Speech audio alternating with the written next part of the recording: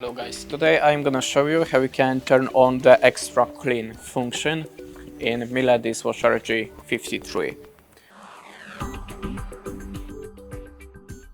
So in the first step we have to turn on the appliance, then hold the extras button and turn on your dishwasher. Hold the extras button for 4 seconds. Now we are in the settings mode, then you have to click on the V button 10 times.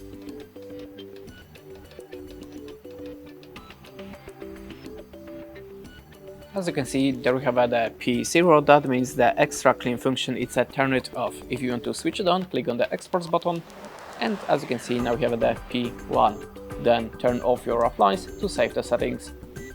That's it. Thanks for watching, leave us a like, recommend, and goodbye.